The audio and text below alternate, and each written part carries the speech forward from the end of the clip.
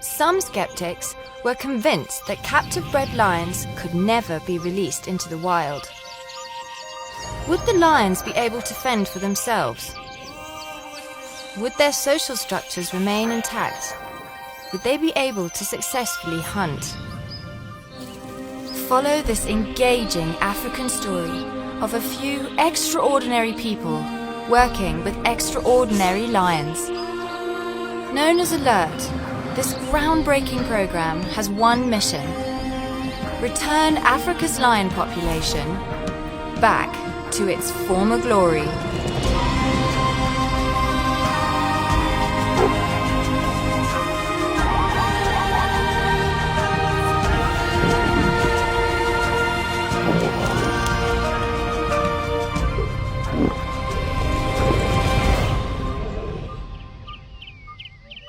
Our story starts at Antelope Park, in one of Africa's finest wildlife destinations, Zimbabwe. Stretching over 3,000 acres of savanna bushveld, Antelope Park provides sufficient wilderness area for the African Lion Environmental Research Trust, also known as ALERT. This exciting program is in the process of executing arguably one of the greatest breakthroughs in releasing captive-bred lions into the wild. A quick introduction to the stars of the program. Beginning with stage 1 of the ALERT program, meet one of the walking pairs, Paza and Pena. These 8-month-old female cubs are young enough to go on daily walks with tourists and volunteers, which help towards financing the program. Coupled with abounding energy and an insatiable appetite for fun, these cubs take curiosity to a new level. Over the next year, you will be amazed at their progress as they develop into fine huntresses. Moving on to another walking pair of cubs. Lewa and Laili are 1-year-old females with an amazing zest for life. Laili, the larger of the two, dominates with an air of pride and confidence, while Lewa plays the affectionate role. These two are inseparable, with play high on their list of things to do. Over time, you will witness them put away their childish ways as they taste the pleasure of the chase. With Laili having the brawn and Lewa the brains, these two have no problem looking after themselves in the bush. They are a constant irritation to the zebras of Antelope Park, and the impala's worst nightmare. Enter the 4 MKs, our 2 to 3-year-old encounter lions. The 3 females, Mara, Mika and Kylie, are led by the handsome male Moyo. Tourists and volunteers are able to accompany these lions on their walks, but only from the safety of a vehicle. Famous for joking around, this energized pride also has a serious side and cannot get enough of hunting. Over the course of the program, it's the females that display clever tactics, while Moyo has a lot to learn in the art of patience. Welcome the formidable seas. Another vehicle encounter pride. All over 3 years old, this tree-loving foursome is made up of 2 males, Chisa and Chundu, and 2 females, Chobi and Chete. Don't be deceived by their playful spirit, as you will witness they are inclined to take anything on offer. With a number of kills under their belts, prey species have to be on extra alert when the seas are in the neighborhood.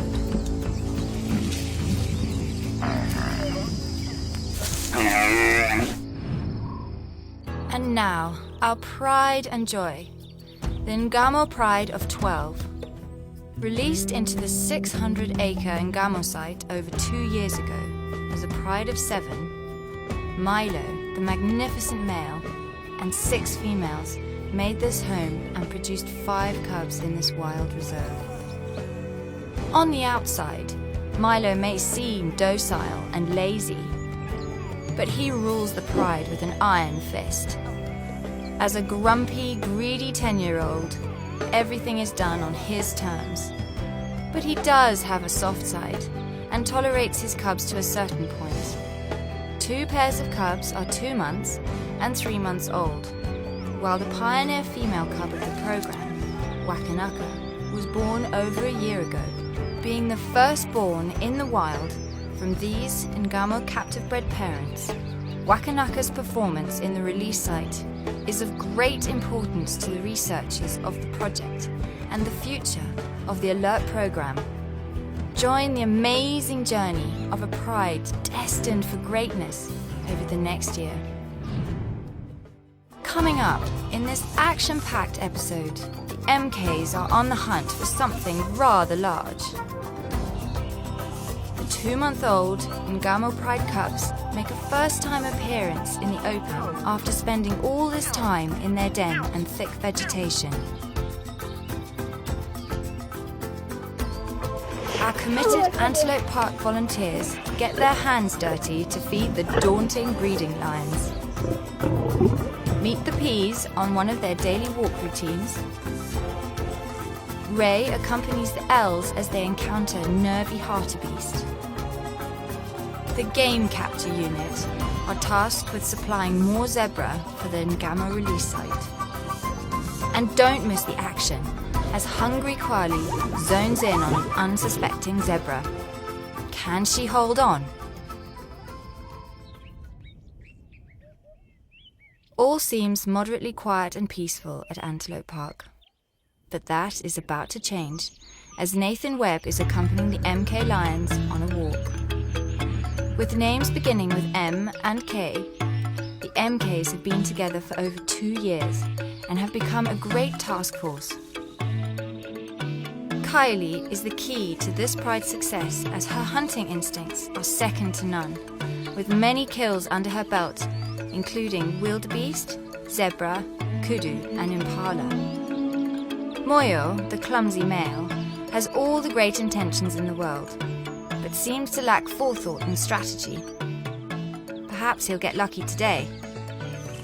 Mika, perhaps a little reserved in the hunting department, frequently becomes distracted, but has speed on her side. Mara, the most calculating cat in this foursome, has the great skill of flanking and causing huge diversions and confusion. She is often responsible for setting Kylie up for the final takedown. These capture-bred encounter cats live in a management enclosure and get to hunt frequently during the day or night in the main wildlife reserve. It's outings like this that keep these lions fit and hone their hunting skills.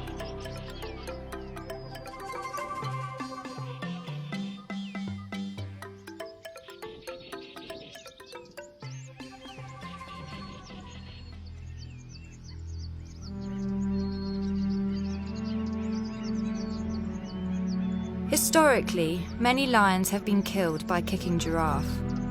The MKs will have to be extremely careful and treat them with respect. The tall grass gives them the perfect cover, and Kylie makes the first move.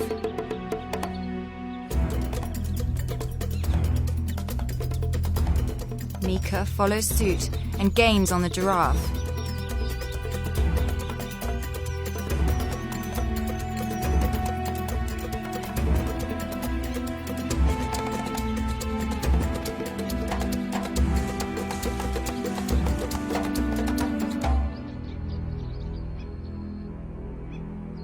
We just had Mika come round the corner of some trees. It was a great setup. The sun was behind us.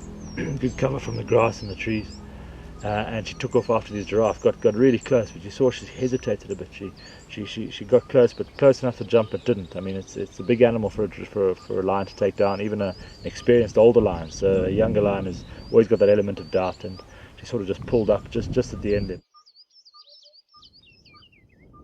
Meanwhile, on the other side of the reserve, Ray Kukesh, the project development and research manager, is making her daily rounds in the Ngamo release site. This pride was released into this 600-acre site over 2 years ago. and have been closely monitored by the alert research team. The initial pride of 7 has grown to 12, and something exciting is unfolding. One of the pairs of cubs have come out of hiding, and a whole new world has opened up for them. Mum, Ashanti, seems to be doing well, and even the mighty Milo is semi-tolerating the disruption. They're very playful this morning.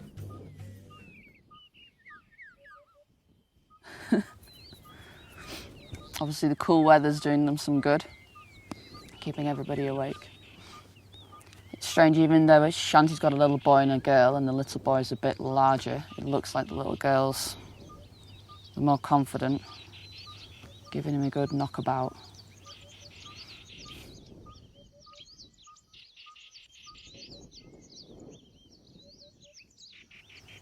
Wakanaka's about a year old, and it looks like she's becoming less and less interested in playing. And play's pretty infectious, even with 2 little 2-month-old cubs, but looks like she's far more interested in playing the I'm a lioness role now, which is great to see because she's turning into an absolutely stunning one. She's still giving them a bit of a bat around though, I think. 1-year-old Wakanaka is the first cub born in this release site, and her development as a wild cub is coming on in leaps and bounds. Baby Anopa investigates the research vehicle. Wow, this is a seriously confident cub. I'd expected them to come quite habituated to the vehicle, but I wasn't expecting them to be coming up to 3 metres away from the vehicle. It's the little girl again as well.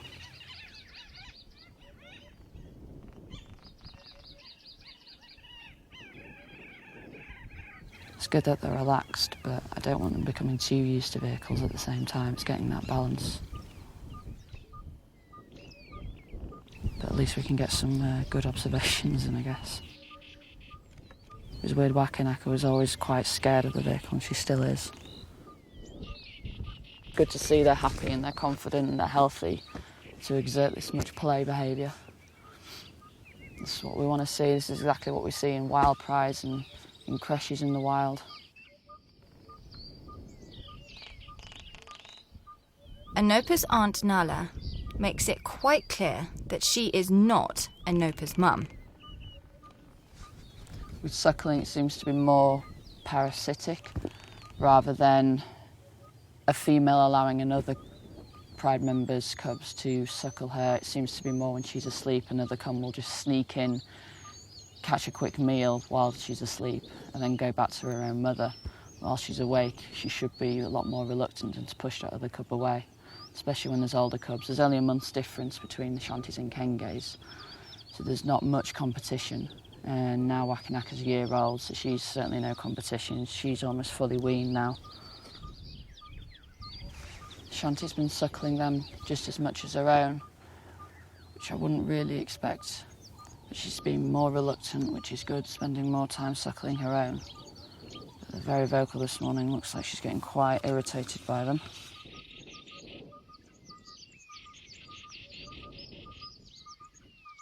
Much to Ashanti's relief, her cubs have been momentarily distracted.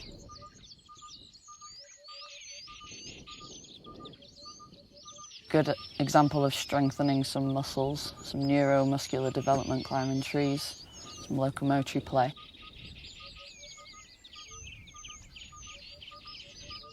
The MKs have also been distracted by a tree climbing opportunity.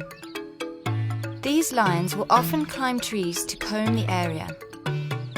With such tall grass, a commanding view like this will often lead them to prey species, but it does come with consequences.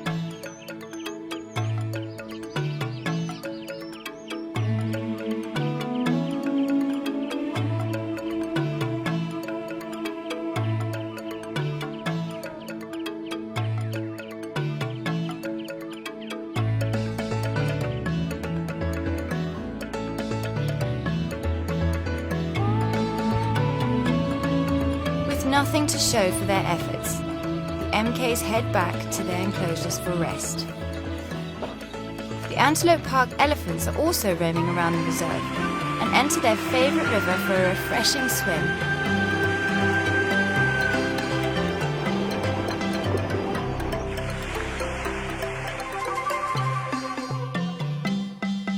Time to meet some of the hard-working lion volunteers.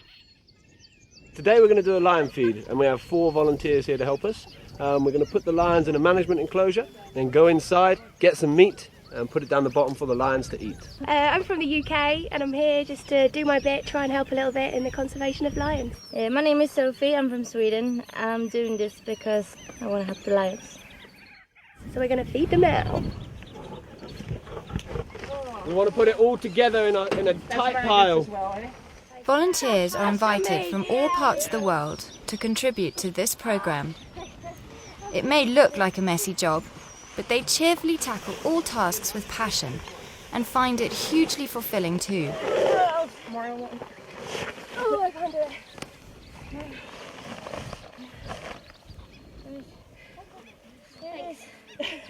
That's disgusting. The meat and offal is placed in one pile for a good reason: to determine the dominant male in the breeding groups. The dominant lion will generally be picked for good breeding options in the future. Scenes like this are a great source of amusement for tourists and volunteers alike, and give them a healthy respect as to what the lions can do.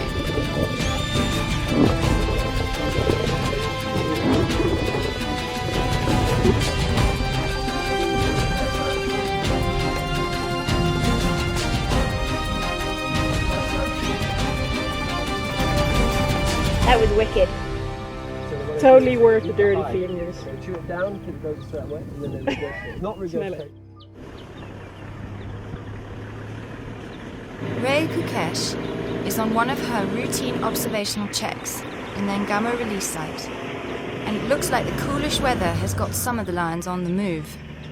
Quite surprised. It looks as though we've got a bit of a hunt starting up.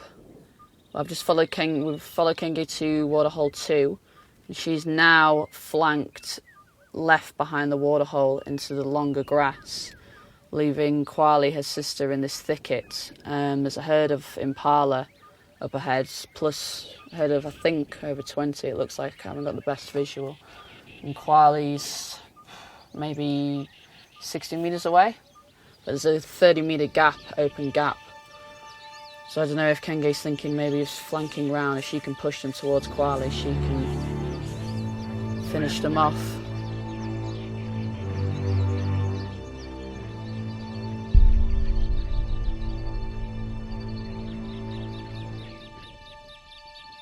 And it looks like Kwali can't quite make up her mind. She's up and down, but I think if we just sit and hold fire, we might see something, hopefully.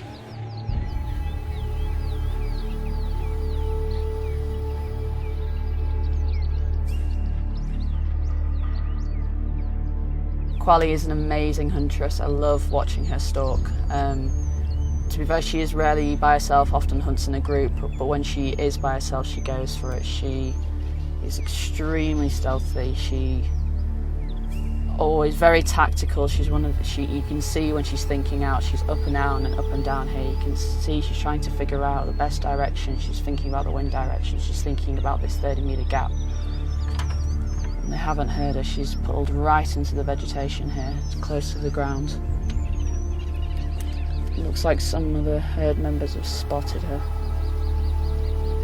I'm not too sure where Kenge has disappeared to. It's been a while since I saw her disappear into the grass.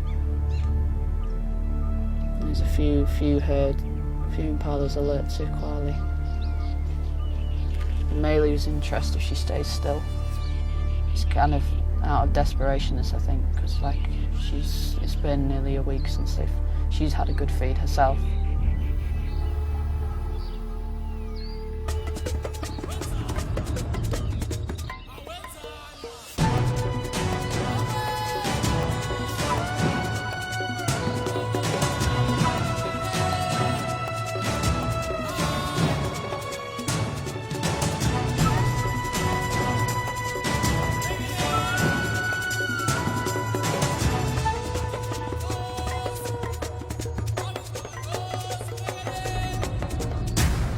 Benga and Kwali have missed out on a good opportunity. But to be fair, daytime kills are extremely difficult. The lions will have to be patient and wait for nightfall to have a significant advantage.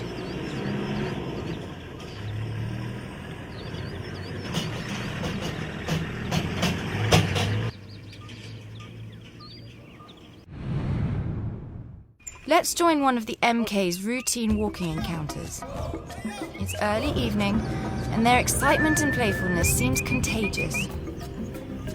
The healthy social structure of this pride is a great advantage, and their ability to work as a team is getting stronger with each encounter.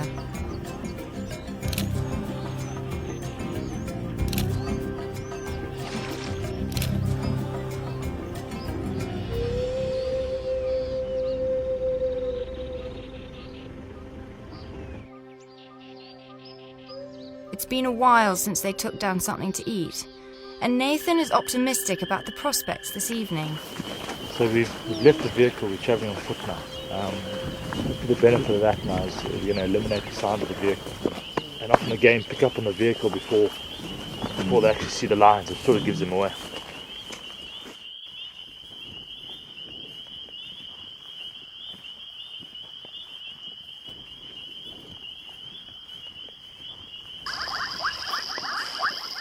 Well, the sun's setting and it's quite an overcast evening, so this is really the optimum time now. You can see the light is fading quite quickly. This is really when the lions start kicking in and their time starts taking over. They hunt at night, predominantly nocturnal animals, and that's when they get most of the success. Lions' eyesight is said to be 6 times better than humans, which really gives them an advantage at this sort of time of day and later on, going into the evening.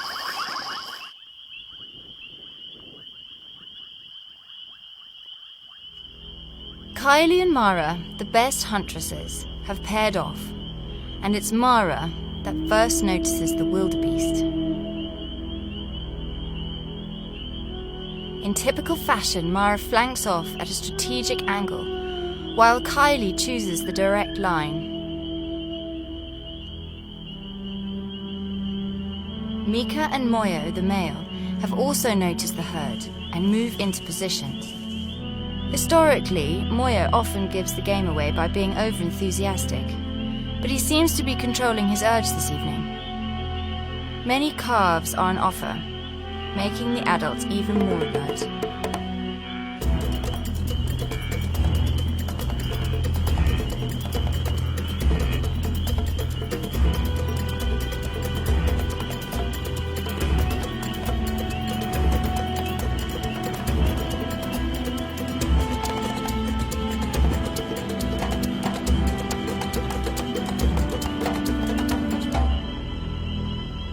No luck for the MKs, but perhaps they'll learn from this hunt.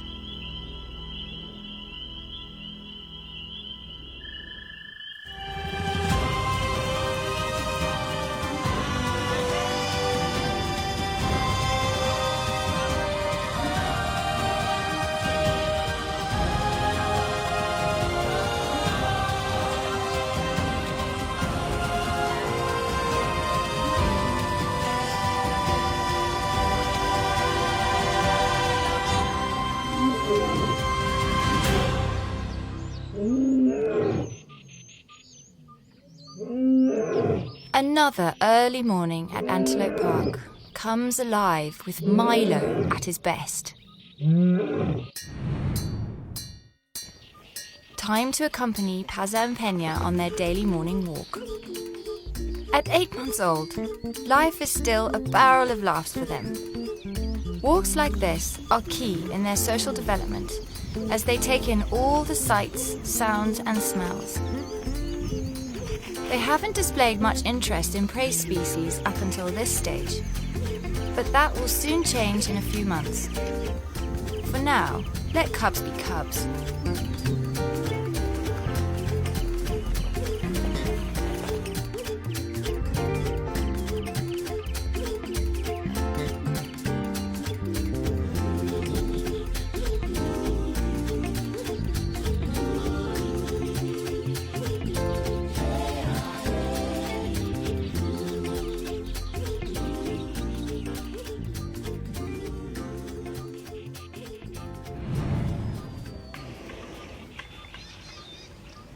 Over to the 1-year-old owl lions, Lewa and Laili, where Ray has a mission for the morning. Nice. We've got Lewa and Laili coming on a walk with us today. But once a month I come on a walk with these guys and I do spore measurement, where basically we take them out into the bush as normal, and if luck would have it they walk through certain strata. We stop and measure the size of the pads, the straddle and stride. And the point of this is we're hoping to be able to correlate age and gender with the size of spore. And then when we can use this model out in the wild, so we find some paw prints of a certain size, and we can say this is a male of this age, this is a female of this age. So I'm doing it on these guys today. I'll be doing it on the peas maybe later today, and then some of the older lions in at the breeding program.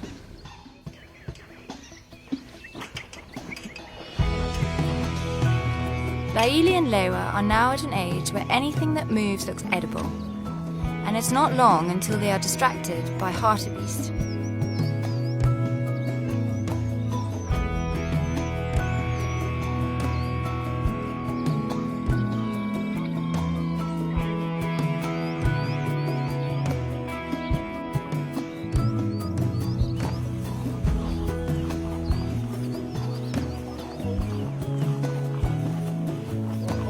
It's not long before suitable ground gives them the ideal opportunity to measure spore, and Ray manages to record the data.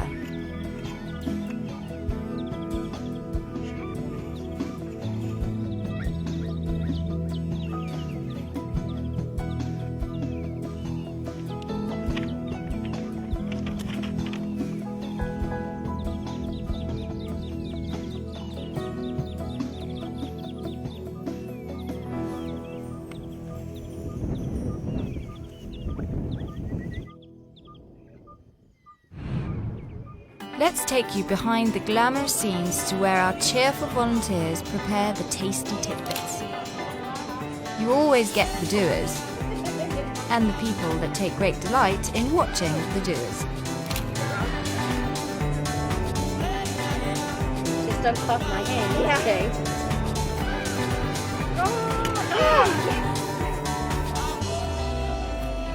These pieces of beef are destined for the L lines.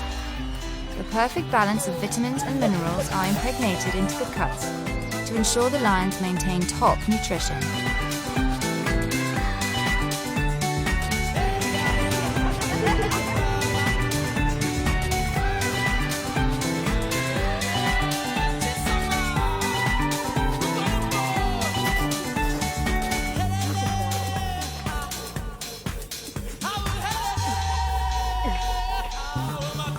This is such an exciting time for the lions, and Laili, being bigger and more dominant, always has first choice.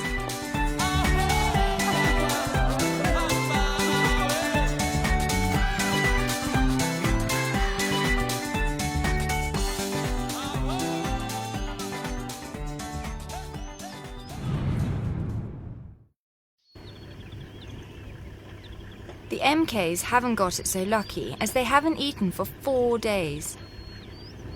Nathan and Ephraim have joined them on a walk, with the hopes of a kill. After about a 10-kilometre walk, luck is on their side, and all senses go on full alert.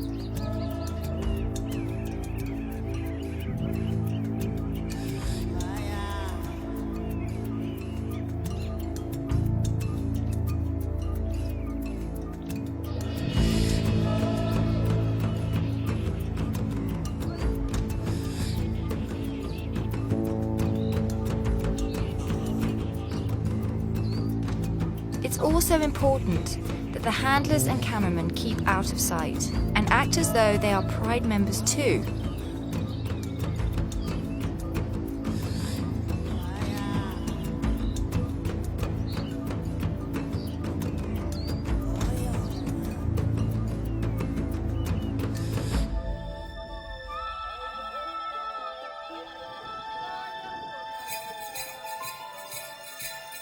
Everyone is hoping Moyo contains himself, as he often prematurely gives chase.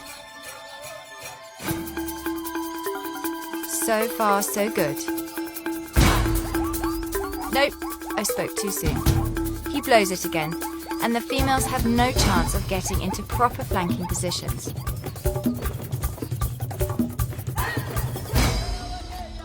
"10 out of 10 for intent, 2 out of 10 for patience."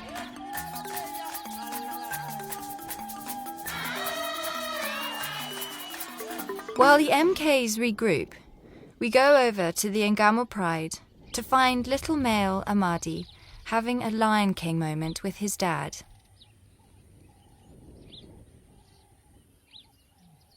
Anopa is also looking for any takers to give her a little affection. Distant roars from the breeding lions 5 kilometres away have got Milo responding, and the vibrations from his deep roars can be felt by all in the vicinity, and he is soon accompanied by fire.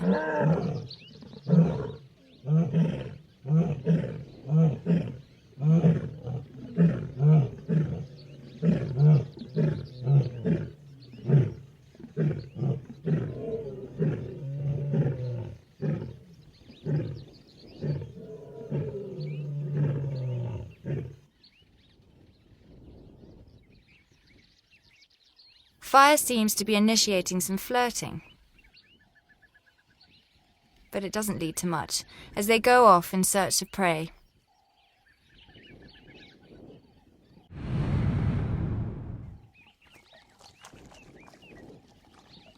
The MKs are still out and about, and it seems like this cool, wet weather has energized their spirits.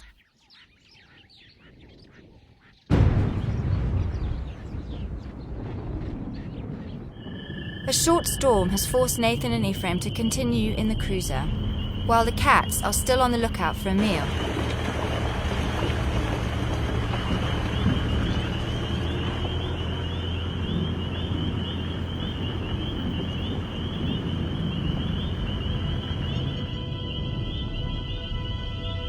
A blessbuck is spotted in the distance, and Mara acts immediately.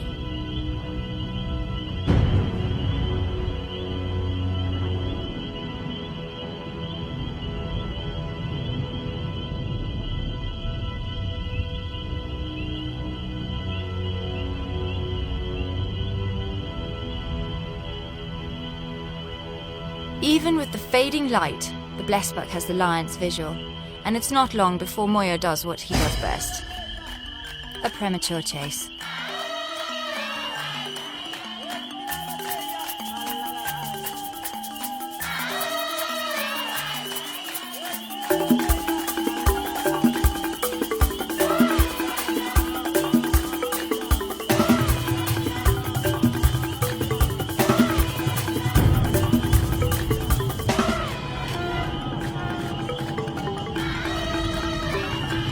There's no chance, as a blessbuck can reach speeds of up to 70 kilometers per hour. The MKs will have to go hungry tonight, and hope for a better result in the next few days. Roughly every 4 months, the Ngamo release site needs stocking up of prey species. In particular, they are short of zebra this month, and we join the game capture unit as they prepare for tomorrow.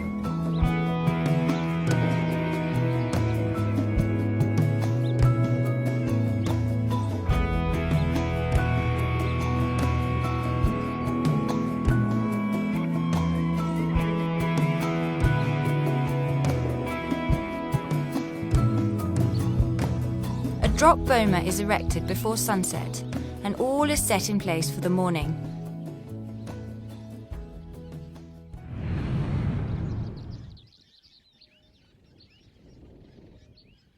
This method is called a drop boma, where we pick a site where the animals are feeding or drinking water. We've got a 40-meter diameter circle boma that we erect, and it's suspended on poles. And then just a simple trip mechanism. The animals have got to get used to going underneath the barrier, psychological barrier. They've got to go underneath to their habitual feed point. They're used to feeding here at about 3 o'clock in the afternoon, so we just keep with the same pattern. We would prefer not to, but if we happen to catch 2 species together, in that area, we wouldn't expect too much of a problem because it's a big enough area that probably satellite each other. But the minute you get them into a smaller area, there will be conflict. And wildebeest hooking zebra, zebra kicking wildebeest. So we would try and split them in that big area if we can. Otherwise we'd have the truck's got compartments and we'd try and split them as they ran into the truck. If you don't get it right, then it can be a bit of a disaster. In this case, they're already a little bit sensitive, seeing this new structure. Once it trips, we've got a cable, so it's on a lever system, which just loosens the bottom cable, and then that loosens it all around. It's weighted, and then it falls down to the ground with gravity. Back at the Ngama release site, all 4 cubs are out in the open, and Ray makes a concerning observation. I'm starting to get a little bit concerned regarding Ashanti's weight. It's perfectly natural for a lioness suckling any cubs to lose weight quite rapidly, especially those with litters of 3 or 4 plus. Ashanti only has a litter of 2. The 2 youngest here, 2 months old, and then the Kenge has the 2 oldest at 3 months. But what I'm seeing nearly every day now is Ashanti suckling all 4 cubs. It's common for cubs to suckle other mothers within a creche, but what you normally see is that mother will be not so much allowing, she'll just be asleep, so the cubs will sneak in for a quick meal. When awake, she'll rebuff the other cubs. She's not doing this at all with Kenge's cubs. She's allowing, we're seeing all 4 cubs suckling her simultaneously, whereas Kenge is not allowing Ashanti's cubs at all to suckle. I've only seen once or twice, and only every now and again letting her own suckle. And as a result, Kenge has lost weight since last feeding, but not so much as Ashanti. So I'm really hoping they're going to make a kill soon. Having said that, every time I get concerned about any of these guys, they prove me wrong. And Ashanti was out hunting yesterday and came very close. She's obviously still got plenty of energy, so not too overly concerned, but it's definitely something I'm going to keep an eye on over the next few days. The following morning brings good news at the capture site. There's 2 young female youngsters. This is the mum and then a little one. So it's a family group.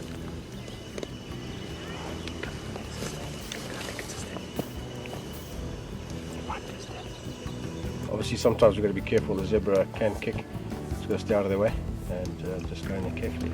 The capture unit jump into action, and the slick operation takes shape in no time at all.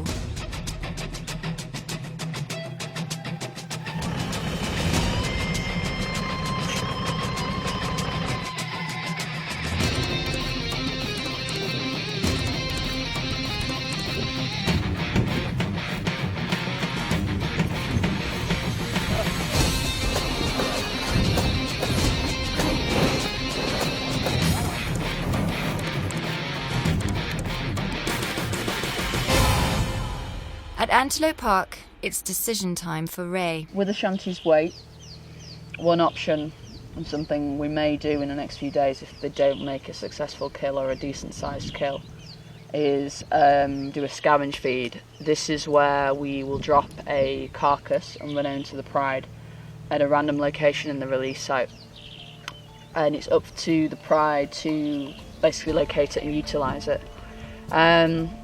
The aspect of this is to make sure that they're utilising the whole area of the release site, and that when they find a carcass they know how to utilise it. In the wild, there are lions that 80% of what they feed is from scavengers. People seem to presume, the hyenas are the scavengers of the bush. It's not the case. Lions do and often scavenge in the wild, and when these guys go into stage 3, the 10,000 plus acres, it's important that they know they need to expand their territory in their home range and take advantage of scavengers, whether it be scavengers from a hyena or just a dead animal that they've come across. And yeah, obviously the other advantage of this is boosting Ashanti's weight. I mean, if she weren't to feed, she could stop lactating, which would have obviously serious consequences for the cubs. But we'll see how we go. And we'll try and do it maybe once a month, scavenge feed, depending on how much they've fed and this, that and the other. But we've had times when we've put it in and they've not even found it, or the vultures have got to it first, so there's not much left, or not all pride members have fed, so it's not as if we're making it easy for them. It's just another important factor in this whole rewilding situation. We're at our Ngama stage to release site at the moment, and our game has just arrived. We have 10 zebra in here. So we have 2 zebras at the back, as you can hear. They're quite frisky and they're kicking at the sides of the truck. Obviously they're a bit more stressed than the rest of the zebra inside here. The plan now is to get the 2 males out, obviously because they are going to hurt themselves. They are kicking at steel, so it is going to hurt their legs. We're going to reverse the truck up here, build a ramp, and then release the 2 males out and keep the other zebras in here until tomorrow morning. Obviously it is getting a bit darker now. We have got Ray, our researcher, with the lions at the moment, watching them to make sure they don't come here. But it is going to get more trickier once it gets darker, so we'll leave it until tomorrow morning to release the rest. But we will do the 2 stallions now.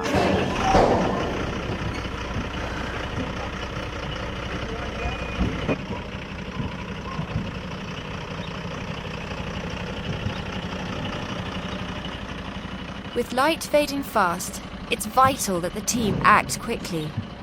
All the noise is bound to arouse the Ngama pride, and that would be a potential disaster while the gates are open.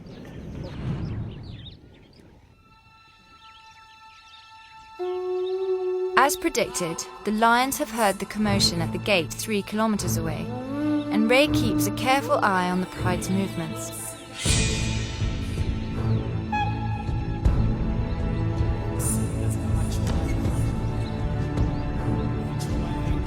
It's evident that the new aromas and interesting sounds have aroused the lions even more, and Ray gives the alert on the radio.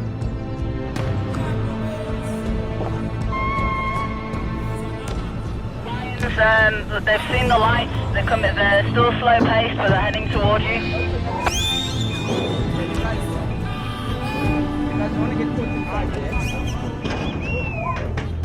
It's now or never.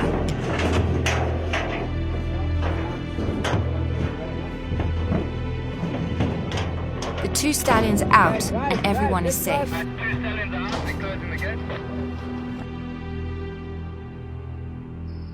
At nightfall, the Ngama pride are still intrigued with the latest arrivals and continue to explore their surrounds.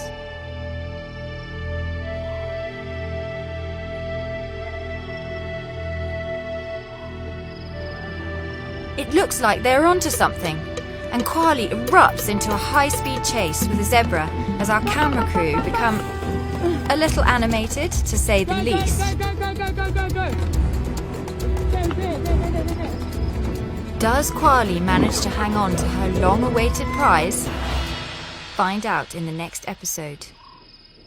Milo plays tug-of-war with little Amadi. Laili and Lewa go on an outing that leads to something out of the ordinary. The Ngama Pride Crash is a continual source of amusement. Fire has to be darted to keep the balance in the pride healthy. Pazza shows off highly possessive nature, the leopard tortoise, and Milo demonstrates why he wears the pants around here.